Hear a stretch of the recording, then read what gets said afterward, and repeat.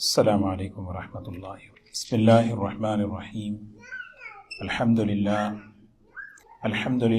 نحمده ونستعینه ونستغفره ونؤمن به ونتوکل علیہ ونعوذ باللہ من شرور انفسنا ومن سیئات اعمالنا من يهده الله فلا مضل له ومن يضلله فلا هادي له ونشهد ان لا اله الا الله وحده لا شريك له ونشهد أن سيدنا وحبيبنا ونبينا مولانا محمدا عبده ورسوله صلى الله تبارك وتعالى عليه وسلم أما بعد. وعن عبد الله بن عمرو رضي الله عنه قال قال رسول الله صلى الله عليه وسلم المسلم من سلم المسلمون من لسانه ويده والمهاجر من هجر ما نهى الله عنه. هذا لفظ البخاري.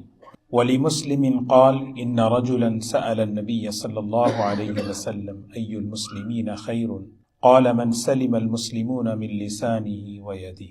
قابل احترام بزرگ و دوستو، نبی کریم صلی اللہ علیہ وسلم کی حدیث مبارکہ جو گزشتہ پڑھی گئی تھی، جس میں ایمان کے برانچز بیان کیے گئے، الایمان بضع و سبعون شعبۃ، ایمان کی 70 سے زیادہ شاخیں ہیں. اب یہاں سے ایک ایک برانچ کو بیان کیا جا رہا ہے کہ وہ ایمان کی، وہ اسلام کی کیا کیا برانچز ہیں، اس کو ہمیں اپنی زندگی میں لانا ہے. بڑی مختصر اور بڑی جامع حدیث ہے. حضرت عبداللہ ابن عمرو صحابی ہیں، فرماتے ہیں رسول اللہ صلی اللہ علیہ وسلم نے ارشاد فرمایا، المسلم من سلم المسلمون من لسانه ویدہ. مسلمان وہ ہے جس کی زبان سے، جس کے ہاتھ سے دوسرے مسلمان محفوظ رہیں، سلامت رہیں. مسلمان وہ ہے، یعنی المسلم کے معنی ہے مسلمان ایسا ہونا چاہیے. المسلم قابل تعریف، یعنی تعریف کے قابل ہے وہ مسلمان کمال درجے والا ہے. اگر صرف یہ تعارف کرا دیں کہ مسلمان وہ ہے جس کے ہاتھ سے اور زبان سے دوسرے مسلمان محفوظ رہیں، تو ایک سوال یہ پیدا ہوتا ہے کہ بہت سے مسلمان ایسے ہیں جن کی زبان سے اور جن کے ہاتھ سے دوسروں کو تکلیف پہنچتی، وہ اسلام سے نکل جائیں گے. کیا وہ مسلمان نہیں ہے؟ نہیں. جواب یہ ہے کہ المسلم یہاں جو کہا جا رہا ہے، کامل مسلمان، اس کے اندر کمال درجے کا اسلام، وہ ہے من سلم المسلمون. نبی کریم صلی اللہ علیہ وسلم فرما رہے ہیں کہ بچنا ہے، اپنی زبان اور اپنے ہاتھ سے دوسروں کو بچایا جائے. یہاں پر المسلمون کہا تو ایک سوال یہاں پر یہ بھی ہے، کیا غیر مسلموں کو تکلیف دے سکتے ہیں؟ کیونکہ یہاں پر تو حدیث میں ہے کہ مسلمان وہ ہے جس کی زبان اور ہاتھ سے دوسرے مسلمان محفوظ رہے. یہاں تو مسلمانوں کا ذکر ہے، حالانکہ اسلام وہ ہے جو غیر مسلم جانوروں کے بھی حقوق ہمیں سکھلاتا ہے. ایسا رحمت والا دین ہے. ایک بہت بڑے بزرگ گزرے ہیں، حضرت شاہ ابرار الحق صاحب رحمۃ اللہ علیہ، بنگلور تشریف لائے تھے. نماز کے بعد حدیث کی تعلیم ہوتی ہے، تو امام صاحب نے یہ حدیث پڑھی، اور حدیث پڑھنے کے بعد انہوں نے یہ ترجمہ کیا، مسلمان وہ ہے جس کی زبان سے اور ہاتھ سے دوسرے مسلمانوں کی حفاظت ہو. تو حضرت جو ہے اٹھ کر تشریف لائے، کہا کہ دیکھو بھائی، اس حدیث سے ایک سوال یہ پیدا ہوتا ہے، کیا غیر مسلموں کو ہم تکلیف دے سکتے ہیں؟ کیا غیر مسلموں کے مال پر ہم جو ہے ہاتھ ڈال سکتے ہیں؟ اس حدیث میں مسلمانوں کی تخصیص کیوں ہے؟ فرمایا اس کی شرح اس طرح کرو کہ مسلمان وہ ہے بالخصوص مسلمانوں کے ساتھ، بالعموم انسانوں کے ساتھ ایسا رہے کہ اپنی زبان سے اور اپنے ہاتھ سے تکلیف نہ دے. اور پھر فرمایا یہاں پر مسلمانوں کا خاص کیوں ذکر ہے اس حدیث پاک میں؟ اس کی وجہ یہ ہے کہ ہمارا رہن سہن، اٹھنا بیٹھنا غیر مسلموں کے مقابلے میں زیادہ مسلمانوں سے ہوتا ہے. ہم اپنے گھروں میں گھر والوں کے ساتھ، بچوں کے ساتھ، بھائیوں کے ساتھ، مسجد میں ایمان والوں کے ساتھ ہمارا وقت کہاں گزرتا ہے؟ سب سے زیادہ ہمارا جو معاملہ ہوتا ہے وہ مسلمانوں کے ساتھ ہوتا ہے۔ تو یہاں پر تخصیص خاص اسی لیے بیان کیا گیا کہ تم اس بات کی مشق کرو کہ تمہاری زبان سے، ہاتھ سے دوسرے مسلمانوں کو کوئی اذیت نہ پہنچے۔ تو پھر اس کا نتیجہ یہ ہوگا کہ جب تمہارا معاملہ غیر مسلموں سے ہوگا، ایسے اخلاق تمہارے ہوں گے، وہ اخلاق دین کی طرف مائل ہونے کے لیے، دین کی طرف متوجہ ہونے کے لیے ذریعہ بنے۔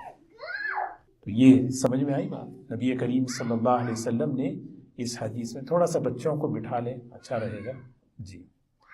تو نبی کریم صلی اللہ علیہ وسلم نے یہاں پر المسلم خاص طور پہ مسلمان اسی لیے فرمایا۔ کیوں؟ اس لیے کہ ہم آپس میں زیادہ ہمارا تعلق مسلمانوں سے ہوتا ہے۔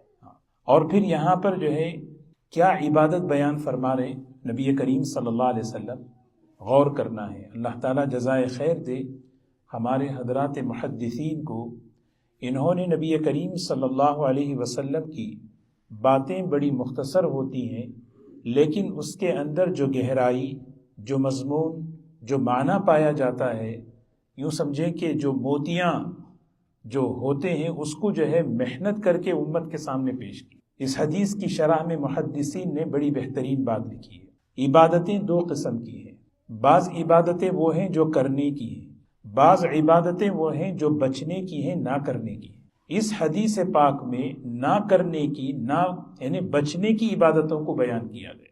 زبان سے ہم ذکر کرتے ہیں، زبان سے قرآن پاک کی تلاوت کرتے ہیں، زبان سے ہم بہت سی اچھی باتیں، لیکن اسی زبان سے ہم جھوٹ بولیں، اسی زبان سے ہم کسی کی غیبت کریں، اسی زبان سے ہم کسی کو طعنہ دیں، اسی زبان سے ایک آدمی اسی ہاتھ سے خیر کا کام کر رہا ہے، صدقہ دے رہا ہے، کسی کی مدد کر رہا ہے، خیر کی چیزیں لکھ رہا ہے، بہت سی چیزیں، لیکن اسی ہاتھ سے وہ جو ہے دوسروں کو تکلیف بھی دے رہا ہے ساتھ ساتھ، ہے نا۔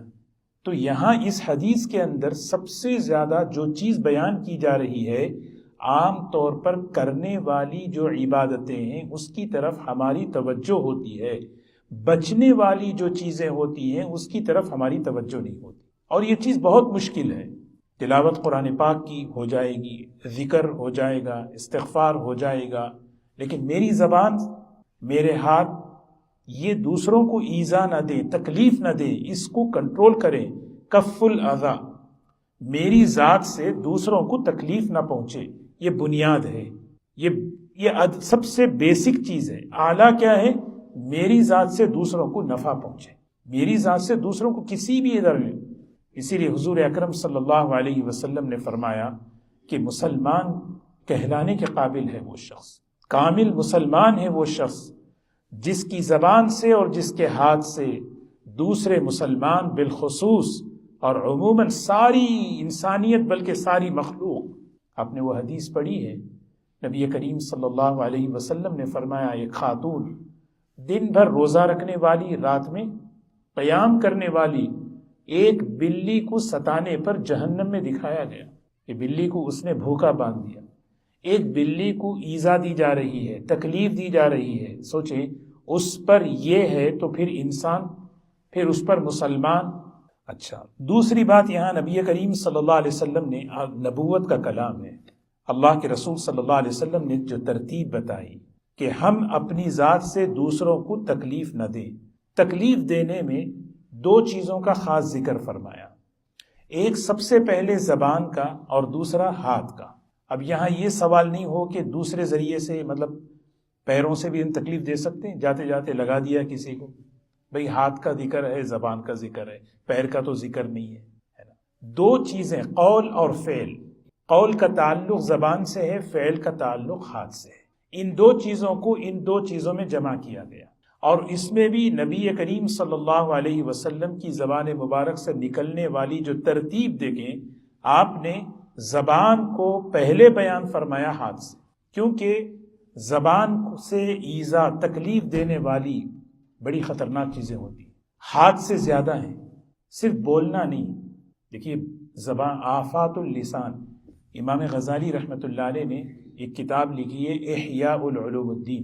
پہلے زمانے میں مساجد میں، حلقوں میں، دروس میں اس کا بہت تذکرہ ہوتا تھا احیاء العلوم الدین، اس کے پوری احیاء العلوم الدین ہے نا، وہ 4 حصوں میں ڈیوائڈ ہے، 4 حصے ہیں اس کے۔ پہلا ربع یعنی 1/4، پہلا 1/4 جو ہے اس میں عبادات اور ایمانیات کو ذکر فرمایا۔ دوسرا جو سیکنڈ 1/4 ہے اس میں اخلاق اور عادتوں کو بیان فرمایا، حقوق کو بیان فرمایا۔ تیسرا جو ہے مہلکات، وہ کیا چیزیں ہیں انسان کو تباہ کرنے والی، اس کو بیان فرمایا۔ اور آخری کا جو 1/4 ہے اس میں منجیات، کون سی چیزیں ہیں جو انسان کو نجات دلانے والی ہیں، اس کو ذکر فرمایا۔ تو ہر چیپٹر میں 10 جز ہیں، تو مطلب یہ ہے کہ پوری احیاء علوم الدین کے 40 چیپٹر ہیں۔ 10 چیپٹر عبادات سے متعلق، 10 چیپٹر حقوق سے متعلق، 10 چیپٹر مہلکات ہلاک کرنے والی چیزیں، اور 10 جو ہے نجات دینے والی۔ یہ پورا احیاء علوم کا خلاصہ ہے۔ اس میں جو دوسرا حصہ ہے اس میں حضرت امام غزالی رحمۃ اللہ علیہ نے آفات اللسان، زبان کی آفتیں بیان کی۔ آفتیں زبان کی کیا کیا ہیں؟ اس میں لکھا ہے کہ گناہ کبیرہ جو ہے 20 بڑے گناہ کبیرہ صرف زبان سے متعلق ہے۔ ایک آدمی زبان کی حفاظت کر لے، زبان کو قابو میں کر لے، وہ 20 بڑے بڑے گناہ کبیرہ سے بچ جاتا ہے۔ اس میں ایک گناہ ہے کہ ایذا دینا، تکلیف دینا زبان سے۔ زبان سے تکلیف بول کے بھی دے سکتے ہیں۔ آدمی سمجھتا ہے کہ زبان سے تکلیف جو ہے صرف بولنے سے ہوتی ہے، نہیں، خاموش رہنے سے بھی ہوتی ہے۔ بولنے کی جگہ نہیں بولو، وہاں بھی تکلیف ہے۔ بولنے کی جگہ نہیں بول رہے، گھروں میں دیکھا ہے، سوال اگر بیوی کر لے، وہاں پہ اگر خاموش ہو جائیں آپ، بولنے کی جگہ ہے، جواب دینے کی جگہ ہے، خاموش ہو جائیں، نہیں بولنے کی جگہ، بولنے کی جگہ نہ بولو، اس سے بھی تکلیف، اور نہ بولنے کی جگہ بولو، وہاں بھی تکلیف۔ اچھا جب بولنے لگو، ایک آدمی بولتا ہے الفاظ غلط استعمال کر کے بول رہا ہے، وہاں بھی تکلیف ہے۔ الفاظ صحیح ہیں، لہجہ بدل دیا، وہاں بھی تکلیف ہے۔ تو ایذائے لسان، زبان سے جو تکلیف دینے کے جو شکلیں ہیں، وہ کبھی لہجے سے، کبھی الفاظ کے چناؤ سے، کبھی جو ہے زور سے بولنے سے، کئی شکلیں ہیں۔ اسی لیے نبی کریم صلی اللہ علیہ وسلم نے زبان کا لفظ استعمال فرمایا، اس کی رینج، اس کی پہنچ بہت دور تک ہے، یہ زندوں کو بھی نہیں چھوڑتی، مردوں کو بھی نہیں چھوڑتی۔ ہاتھ سے جو ہے نا آدمی قریب میں جو ہے انہی کو پہنچا سکتا، اور زبان جو ہے یہاں بیٹھ کر ہم انڈیا والوں کو بھی بول سکتے ہیں، یہاں بیٹھ کر ہم جو ہے دنیا کے کنارے کنارے، بلکہ جو عالم برزخ میں پہنچے ہوئے ان کو بھی بول سکتے ہیں۔ آدمی بخش، اسی لیے زبان کا لفظ ہے۔ اللہ تعالیٰ حفاظت فرمائے۔ حضرت حکیم الامت حضرت تھانوی رحمۃ اللہ علیہ نے ایک مثال دی، ایک لفظ ہے ہمیشہ، ہمیشہ سنا نہیں، آلویز، ہمیشہ۔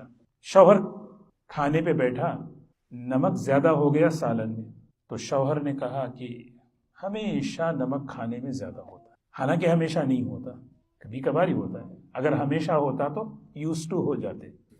اب بیوی جواب میں کہتی ہے کہ ہمیشہ آپ یہی بولتے رہتے ہیں، حالانکہ یہ ہمیشہ بولتی نہیں، ہمیشہ ایک لفظ۔ تو ایسے بہت سے الفاظ ہیں جو انسان جو ہے جس سے جو ہے تکلیف پہنچاتا ہے۔ تو نبی کریم صلی اللہ علیہ وسلم نے فرمایا، اسی لیے زبان جراحات اللسان لها التیام و جراحات السنان لها التیام، زبان کا جو جرح، زبان کا جو زخم ہے، ڈنک ہے، یہ کبھی سوکھ نہیں پاتا۔ ولا یلتام ما جرح اللسان، یعنی زبان، تلوار کا جو ہے زخم سوکھ جائے گا لیکن زبان کا زخم کبھی نہیں سوکھتا۔ اسی لیے جو ہے بہت بڑی چیز ہے اس کو قابو میں رکھنا، اس کی محنت کرنا، کہ نبی کریم صلی اللہ علیہ وسلم نے اس کی تربیت کے لیے کتنی احادیث آپ نے بیان فرمائی کہ جس کے سامنے آخرت ہوتی ہے، زبان اس کے قابو میں ہوتی ہے۔ من کان یؤمن باللہ والیوم الآخر فلیقل خیرا، آخرت پر ایمان ہو تو آدمی سوچ کر کہتا ہے، ورنہ خاموش رہتا ہے۔ تو ایک چیز ہے، اور دوسری چیز ہاتھ ہے۔ ہاتھ سے بھی تکلیف ہوتی ہے، ہاتھ سے تکلیف کی کئی قسمیں ہیں۔ اس میں ایک قسم جو آج کل جو مشہور ہے وہ ٹائپنگ ہے نا، واٹس ایپ پہ لکھ رہے ہیں، ای میل پہ لکھ رہے ہیں، ایک دوسرے کو لکھ رہے ہیں، جواب دے رہے ہیں، اللہ اکبر، یعنی تکلیف دے رہے ہیں۔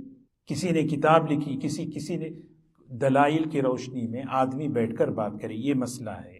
ہمارے حضرت فرماتے تھے اختلاف آدمی سے نہ ہو، اختلاف رائے سے ہو، اختلاف نظریے سے ہو، اختلاف میں آپ کے نظریے سے اختلاف ہے، آپ کی رائے سے اختلاف ہے، آپ سے نہیں ہے۔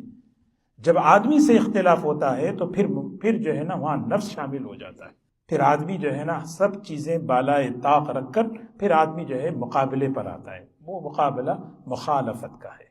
تو نبی کریم صلی اللہ علیہ وسلم نے فرمایا کامل مسلمان اللہ ہمیں بنائے وہ شخص ہے جس کی زبان سے، جس کے ہاتھ سے دوسرے مسلمان محفوظ رہیں، سالم رہیں۔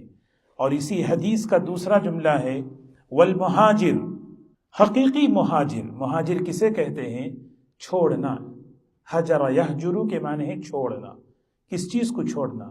وطن چھوڑنا، یعنی علاقہ چھوڑنا، جیسے صحابہ مکہ چھوڑ دیے، مہاجر ہجرت کر رہے ہیں، دین پر یہاں رہ کر دین پر چلنا مشکل ہے، اس لیے صحابہ نے مکہ چھوڑا۔ لوگ اپنے وطن کو چھوڑ کر مدینہ منورہ آئے۔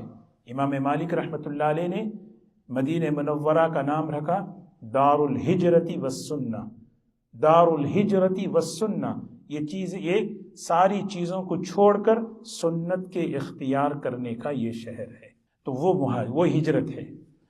اسی لیے علماء نے لکھا ہے ہجرت دو قسم کی ہے، ایک ہے ہجرت ظاہرہ، ایک ہے ہجرت باطنی حقیقی۔ ہجرت ظاہری کیا ہے؟ اپنے ایمان کی حفاظت کے لیے وطن کو چھوڑ کر ایسی جگہ جانا جہاں ہمارے دین کی حفاظت ہو، جہاں ہمارے عمل کی حفاظت ہو۔ لیکن حقیقی ہجرت کیا ہے؟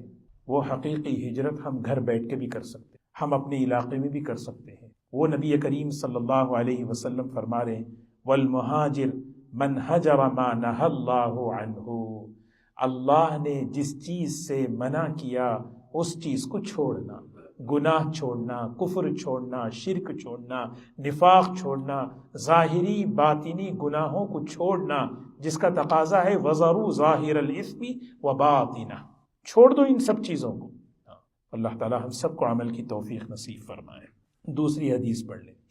وعن انس رضی اللہ عنہ قال قال رسول اللہ صلی اللہ علیہ وسلم لا يؤمن احدكم حتى اكون احب الیہ من والدہ وولدہ والناس اجمعین، متفق علیہ۔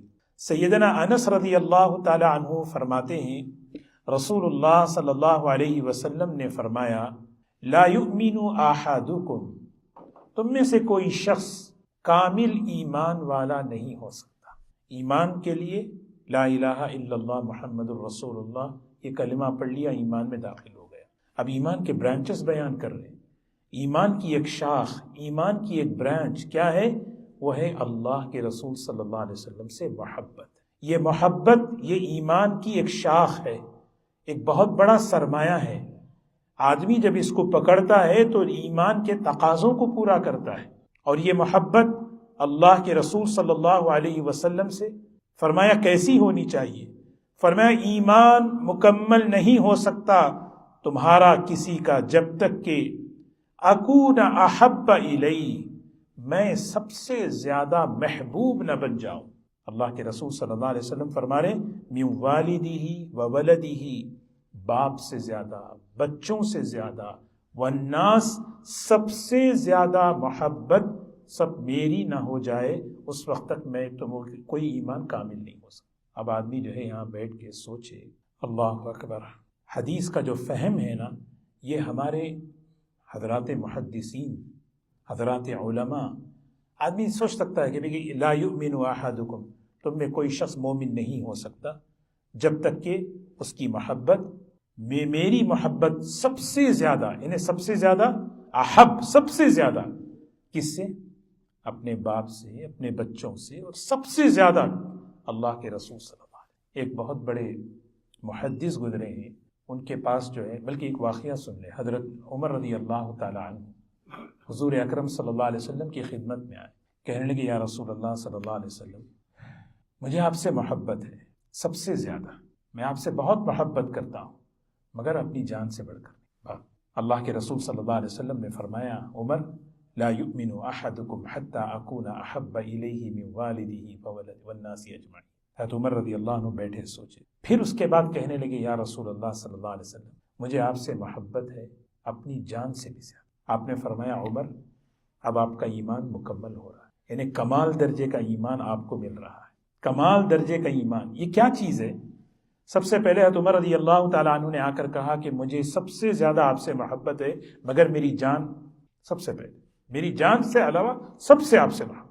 علماء نے لکھا ہے کہ یہ احساس، یہ اصل میں محبت حضور اکرم صلی اللہ علیہ وسلم کی حضرت عمر کے دل میں موجود تھی، پہلے سے موجود تھی، لیکن جب آپ نے کہا کہ عمر سب سے زیادہ محبت، تو حضرت عمر رضی اللہ تعالی عنہ کو احساس اندر سے جاگا، جو چیز اندر تھی، پھر کہنے لگے یا رسول اللہ صلی اللہ علیہ وسلم یہ محبت سب سے زیادہ آپ سے۔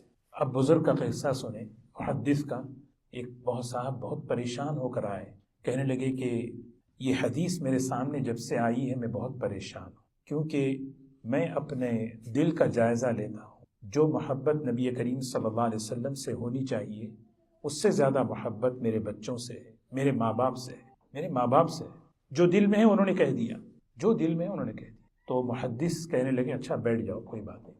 انہوں نے جو ہے شمائل کی کتاب اٹھائی حدیث کی، اور نبی کریم صلی اللہ علیہ وسلم کے شمائل جو تھے اس کو بیان کرنا شروع کیا۔ اللہ کے رسول صلی اللہ علیہ وسلم کیسے حسن و جمال، آپ کی خوبیاں، آپ کی صفات، بس وہ محدث پڑھتے جا رہے ہیں، وہ صاحب جو ہے بس روتے جا رہے ہیں، پڑھتے جا رہے ہیں، روتے جا رہے ہیں۔ اچانک درس روک کر انہوں نے کہا کہ اچھا آپ کے ابا جو ہے، آپ کے ابا امی جو ہے وہ یعنی آپ کے والدین کے بارے میں بات کرنا چاہتا ہوں۔ کہنے لگے حضرت نہیں آپ جو ہے یہ تذکرہ اس کو کمپلیٹ کریں۔ نہیں میں اصل میں آپ کے ابا کے بارے میں بات کرنا چاہتا ہوں۔ کہنے لگے نہیں آپ اس کو مکمل کریں۔ فرمایا یہی تو ہے محبت۔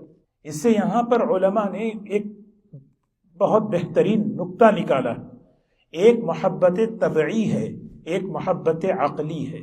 طبعی محبت کہتے ہیں غیر اختیاری محبت، غیر اختیاری، کنٹرول میں نہیں ہے۔ ابا کو اپنے بچوں سے محبت ہوتی ہے، بچے کیسے بھی کیوں نہ ہو۔ بچوں کو اپنے ماں باپ سے محبت ہوتی ہے، ماں باپ کیسے ہی کیوں نہ ہو، ہے نہیں ہوتی، نہیں ہوتی۔ یہ محبت طبعی ہے، غیر اختیاری ہے۔ اور یہاں پر حضور اکرم صلی اللہ علیہ وسلم سے جس محبت کا تقاضا ہو رہا ہے وہ عقلی محبت ہے۔ عقلی محبت کا معنی کیا ہے؟ اختیار سے وہ محبت اپنے اندر پیدا کرے۔ سوچے، اللہ اکبر، نبی کریم صلی اللہ علیہ وسلم، آپ کا کتنا بڑا احسان ہے، اللہ نے آپ کے ذریعے یعنی ہم نے اللہ کو پہچانا، ہم نے آخرت کی زندگی کا مقصد ہمیں سمجھایا آپ نے۔ عقلی محبت کے لیے علماء نے لکھا ہے 3 چیزیں ہیں، جمال اور آدمی کا کمال اور آدمی کے احسانات۔ اللہ کے رسول صلی اللہ علیہ وسلم کا دیکھیے نا، اب ہمارے سامنے 2 چیزیں ہیں، ایک خوبصورت ہے، ایک بدصورت ہے۔ آدمی کس طرف متوجہ ہوتا ہے؟ خوبصورت۔ اللہ کے رسول صلی اللہ علیہ وسلم کا حسن و جمال۔ کمال کیا ہے؟ آدمی کے صفات۔ جب آدمی میں صفات ہوتے ہیں تو آدمی صفات سے محبت کرتا ہے۔ حاتم طائی کا نام سنے نا، حاتم طائی ہمارے کوئی رشتہ دار تو نہیں ہے، لیکن محبت ہے سب کو۔ کیوں؟ وجہ اس کی ہے کہ ان کی سخاوت ہے۔ حاتم طائی محبت سے نام لیتے ہیں کیونکہ ہم ان کی سخاوت کی وجہ سے ان سے محبت ہے۔ ان کی سخاوت کے واقعات لکھے ہیں کتابوں میں۔ ایک آدمی جو ہے اسے پتا چلا کہ حاتم طائی کے پاس ایک سواری ہے، اونٹ، اور بڑا قیمتی ہے اور حاتم طائی کو بہت پسند ہے۔ اس آدمی نے اپنے خادم کو، نوکر کو جو ہے نا ایک خط لکھ کر بھیجا۔ دیکھتے ہیں ان کی سخاوت کا امتحان کیسا ہے۔ اور خط میں لکھتا ہے کہ وہ آدمی لکھ رہا ہے آپ تعریف کر کے مجھے جو آپ کے پاس جو آپ کا وہ محبوب بہت پیارا اونٹ ہے وہ مجھے چاہیے، آپ مجھے بھیجیں خط۔ وہ لکھ کر عربوں میں جو ہے جیسے ہی کوئی دروازے پر آؤ تو پوچھتے نہیں کیوں آئے ہو، یہ عربوں کا رواج نہیں ہے۔ عربوں کا رواج ہے کہ جب بھی کوئی گھر آئے تو سب سے پہلے اس کا اکرام کرتے ہیں، اسے کھلاتے ہیں، پلاتے ہیں، بٹھاتے ہیں، پھر بعد میں مقصد پوچھتے ہیں۔ تو حاتم طائی کے پاس وہ صاحب آئے لیٹر لے کے، حاتم طائی نے انہیں بٹھایا، کھلایا، پلایا، سب کچھ۔ پھر اس کے بعد جو ہے پوچھا بھئی حضرت آپ کون ہیں، کہاں سے آئے؟ یہ عربوں کا بیان۔ کہنے لگے کہ میں فلاں صاحب کا خادم ہوں اور انہوں نے ایک خط بھیجا ہے۔ جیسے ہی وہ خط انہوں نے دیکھا چہرہ بدلنے لگا۔ وہ صاحب سمجھ گئے حضرت کی پیاری چیز ہے، جب کوئی آدمی کسی کی پیاری محبوب چیز سوال کرتا ہے تو پھر اسے تکلیف ہوتی ہے۔ وہ دیکھ کے سمجھنے لگے کہ بھئی تو صاحب حاتم طائی سے کہنے لگے، حاتم طائی کہنے لگے کہ دیکھو یہ چیز میں تمہیں دے نہیں سکتا۔ وہ پہلے ہی سمجھ گئے واقعی چہرہ دیکھتے ہی، لیکن بدگمانی تھی کہ حضرت کہ آپ کیوں نہیں دے سکتے؟ بات اصل میں یہ ہے کہ وہ میرے پاس ہے ہی نہیں ہے۔ کیوں نہیں ہے؟ کہا اس وقت میرے پاس کوئی چیز نہیں ہے، جب آپ آئے تو میں نے اسی اونٹ کو ذبح کر دیا، اسی اونٹ کو، ایک آدمی کے لیے اونٹ ذبح کر کے وہ گوشت پکا کے کھلا رہے۔ یہ سخاوت ایسی ہوتی ہے۔ ان کے قصے بڑے مشہور ہیں، نفحۃ العرب ایک کتاب ہے، اس میں بڑے واقعات ہیں حاتم طائی کی سخاوت۔ تو جس میں سخاوت ہوتی ہے، محبت ہوتی ہے۔ تو نبی کریم صلی اللہ علیہ وسلم سے محبت، عقلی محبت نہیں، آپ کے احسانات، آپ کے صفات، تو طبعی محبت غیر اختیاری ہے، بیوی بچوں سے، ماں باپ سے، بھائیوں سے، لیکن اللہ کے رسول صلی اللہ علیہ وسلم سے عقلی، یہاں پر عقلی محبت ہے۔ مثال کے طور پر گھر میں بیٹھے ہیں، بچے کی زبان سے ایک جملہ نکل گیا انجانے میں نبی کریم صلی اللہ علیہ وسلم کی شان میں گستاخی کا، تو فوراً ابا کیا کرتے بتاؤ؟ ڈانٹتے نہیں؟ ڈانٹتے؟ تنبیہ کرتے نہیں؟ کیا کر رہے ہیں آپ؟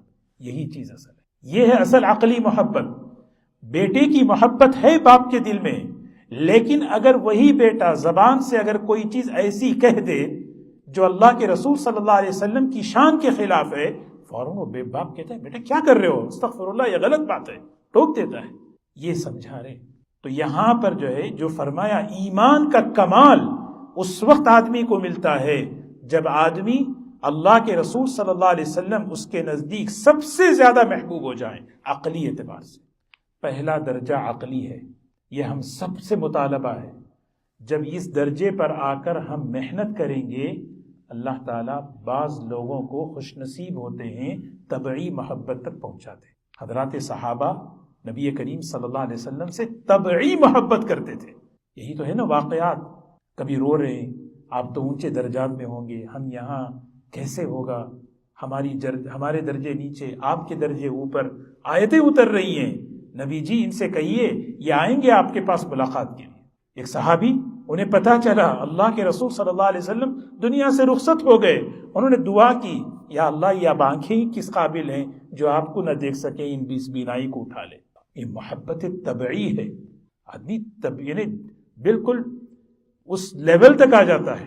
لیکن ہمیں عقلی محبت، اللہ کے رسول صلی اللہ علیہ وسلم سے محبت، اسی لیے یہاں پر فرمایا لا یؤمن احدکم، تم میں سے کوئی شخص مومن نہیں بن سکتا، یعنی کامل ایمان اس وقت تک نہیں مل سکتا جب تک کہ حتی اکون، یہاں تک کہ میں نہ ہو جاؤں، احب الیہ، سب سے زیادہ محبوب نہ بن جاؤں، من والدہ وولدہ والناس اجمعین۔ یہ محبت جب دلوں میں آتی ہے نا، محبت کی کوئی تعریف نہیں ہے، محبت ایک کیفیت کا نام ہے۔ محبت کسے کہتے ہیں؟ زیادہ سے زیادہ کہیں گے دل کا میلان، لیکن بعض چیزیں ایسی ہیں جس کا کوئی ترجمہ نہیں ہے۔ یعنی آم بڑا میٹھا ہے بھائی، اچھا کیسا میٹھا؟ اس کی طرح ہے، اچھا وہ کیسا نہیں، بڑا میٹھا ہے، کیسا میٹھا ہے؟ بہت میٹھا ہے۔ یعنی آدمی کوئی بتا ہی نہیں سکتا، یہ محبت، یہ کیفیات کا نام ہے۔ اسی لیے جب محبت دلوں میں اللہ کے رسول صلی اللہ علیہ وسلم کی پیدا ہوگی، پھر اس کے بعد کیا ہوگا پتہ ہے؟ زندگی میں ایمان کی مٹھاس پیدا ہوگی، سنت پر چلنے کی مٹھاس، اللہ کے حکموں پر چلنے کی مٹھاس۔ اسی لیے اگلی حدیث یہاں پر لا رہے ہیں، حلاوت الایمان، وہ ایمان کی چاشنی۔ اب بڑھ رہے ہیں، ایمان بڑھ رہا ہے نا۔ پہلا تو بتایا دیکھو بھائی ایمان کے شعبے ہیں، سب سے پہلا تو لا الہ الا اللہ۔ ادنا کیا ہے؟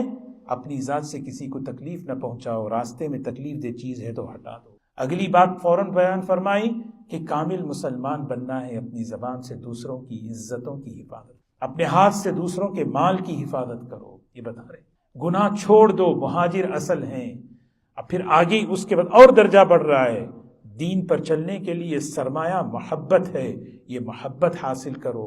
لیکن ایک درجے کی محبت تو ہر حال میں ضروری ہے ایمان کے لیے، وہ عقلی محبت ہے، عقلی محبت ہے۔ وہ محبت اس میں کوئی کمپرومائز نہیں، لیکن وہ محبت بڑھتی رہے گی، جتنی بڑھے گی اللہ تبارک و تعالی ہمارے اعمال میں وہ مٹھاس، وہ حلاوت، وہ چاشنی اللہ عطا فرمائے۔ اللہ تعالی ہم سب کو عمل کی توفیق نصیب فرمائے۔